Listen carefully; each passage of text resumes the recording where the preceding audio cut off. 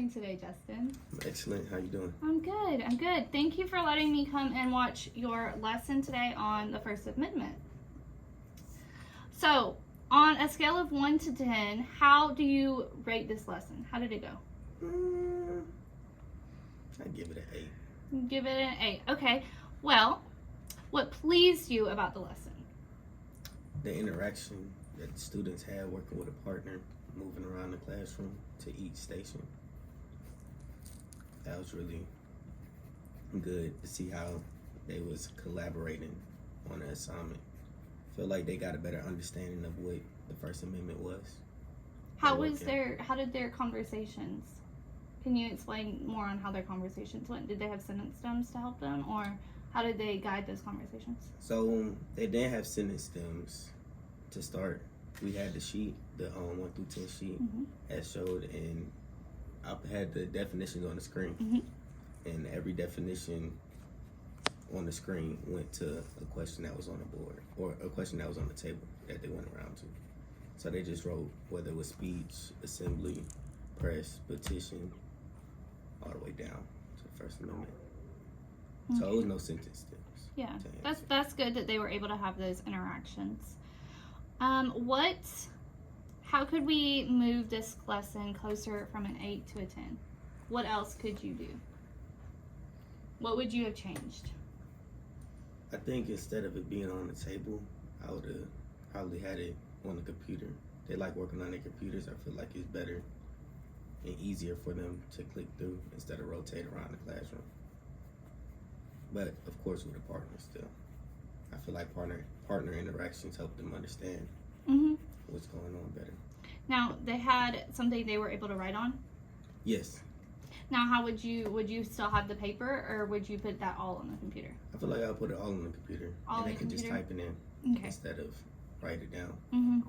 Sometimes the handwriting is hard to understand. I feel like the computer words are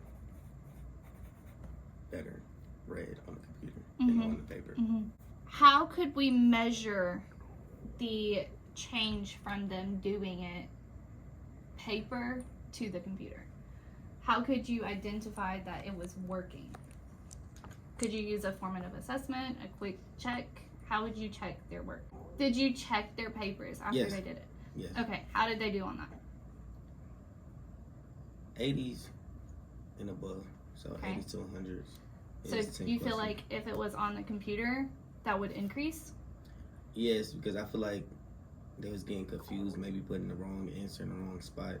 Because there was 2 questions on each table. And they probably, for number 8, number 9 was across, so they was probably answering number 8 on number 9 instead of 9.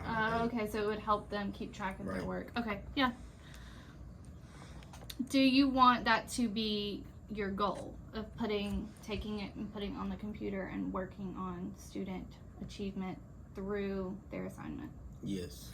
I feel like it'll be better for them grade-wise and better for me to understand and see where they are at. Okay.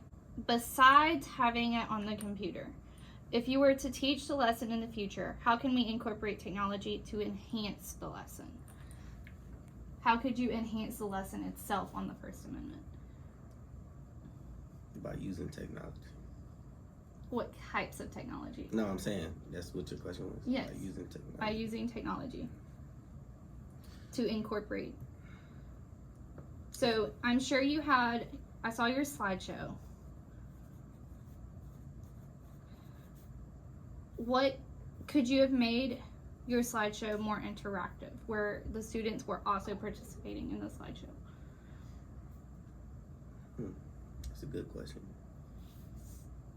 I don't have an answer to that. Because they've already read the text. They probably annotated the text yesterday. Correct. So it's more teacher-centered. Could we make it more student-centered? And how will we do that? When the students come back to they could be experts. So this could become a jigsaw activity. That could be the student strategy that you use. It could be a jigsaw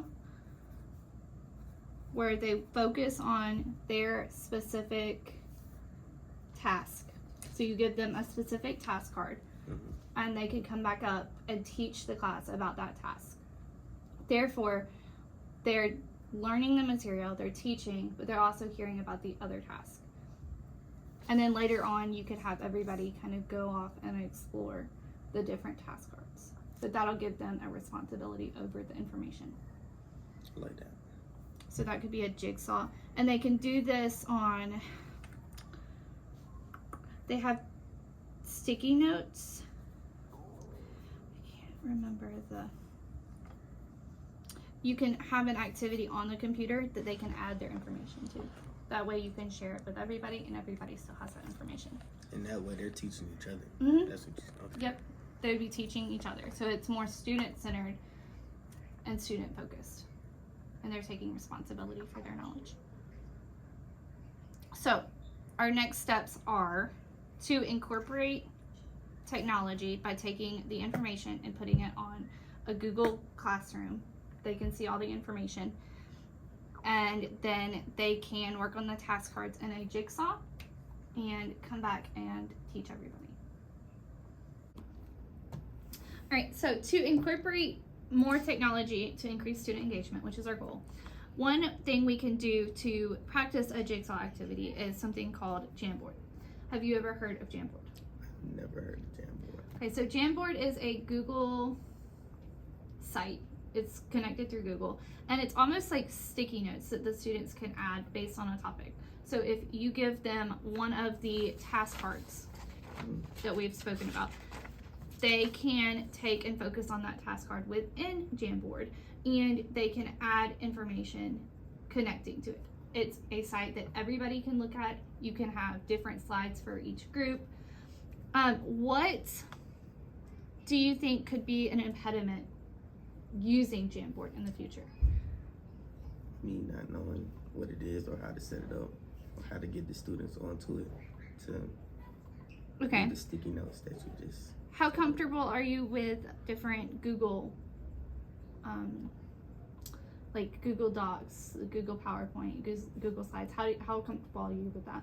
I'm pretty good with Google Slides and PowerPoints. That'll help give me an idea too when we move forward on how to teach you how to use it.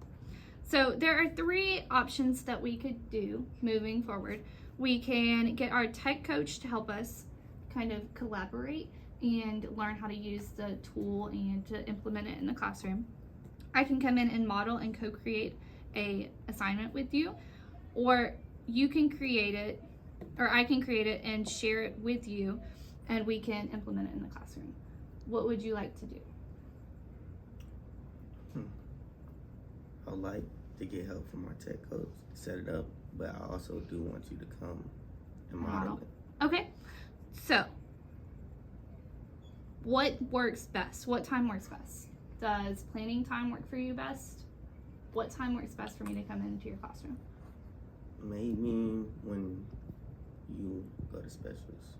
When we go to specials, so at 10:30? Yes. 10:30 works? Okay. Would that be a good time for our tech coach to collaborate with us as well? Yes. Okay. So I'm hearing our next steps are we're going to collaborate during planning time, which would be 10:30 for me. And we are going to work on creating a Jamboard to use in the classroom to increase the student engagement and use more technology in your classroom. Okay. And when we set it up, after you model it, is it easier for the kids to access it? Like, is it an easy click when they get on the computer? Yes, you can connect it all through Google Classroom. So it's just an easy click. And your eClass page, you can put it on there as well. So they can just click it and go into it. And is this something that they can do at home or only They can in do class? it at home. They can do it in the classroom. They can do it on their phones. They have different ways of accessing the material. Thank you for your time today. I appreciate you. Thank you for meeting me. Yes.